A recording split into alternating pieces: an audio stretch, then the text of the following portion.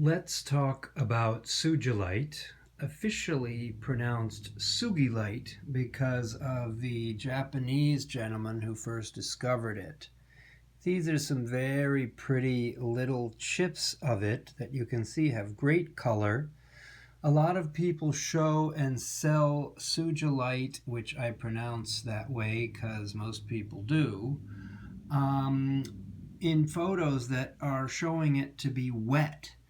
I prefer to see rough pieces dry like this so I know what I'm really dealing with quality-wise.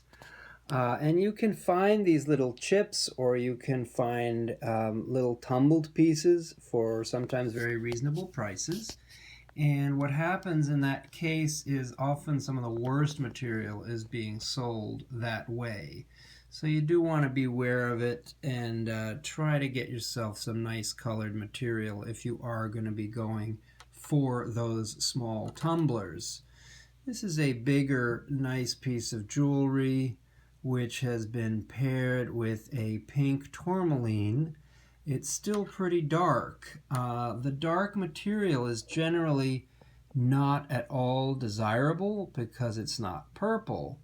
But sometimes you get lucky, and in this situation, one side of it got polished, and you can see some really nice rich color in that. So generally you want to avoid getting too much of the black material. I believe it's manganese. I'm not a geologist. I just have worked with crystals for 30 years, so I know something about what I'm looking at, and I know it from experience, not from books. This is a slab that's cut for jewelry, and you see along the side here a little bit of that sort of breaking wave thing that I talked about when I was talking about jade. And that's always a good sign when you're looking at some of these stones. This particular piece also is a little bit dark, but what it has over the others is an incredible waxy texture to it, which is kind of unique to Sugilite and makes it akin to like a marzipan. This is one of my favorite pieces that I kind of kept aside for myself. There's something blue called Richterite that shows up in Sugilite. These are some very interesting little slabs that do feature some Richterite, but also have some great purple color and would make for some wonderful pendants. I've got some of those in the works. Now, on the topic of blue, we see this piece over here, which almost has a blue hue. And if you see over here that little bit of a pink point, when you put this up against a light, you can really see some tremendous translucence happening there. In the color spectrum, we have this type of Sugilite, which I call rainbow Sugilite, because you've got some of your blue, this dark red appears. This piece does not have any of the black. That dark red burgundy is as close as we get to it. And over here you see some pinks. So this is a wonderful and fantastic, huge piece, biggest piece of Sugilite I've had or seen.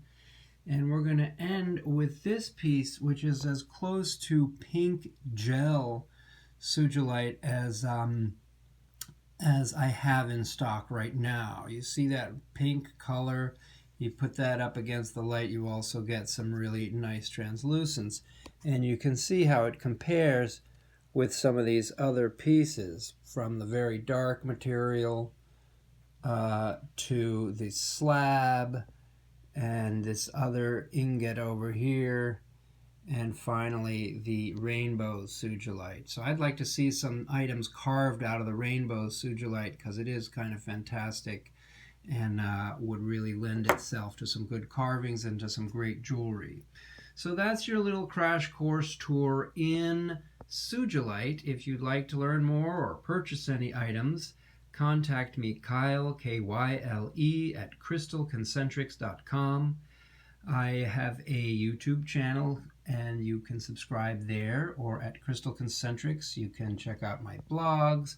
I have lots of videos and storefront, a brick and mortar shop called the Portal Crystal Gallery in Massachusetts. So I look forward to hearing from you and hopefully getting you some of your very own Sugilite. Till soon.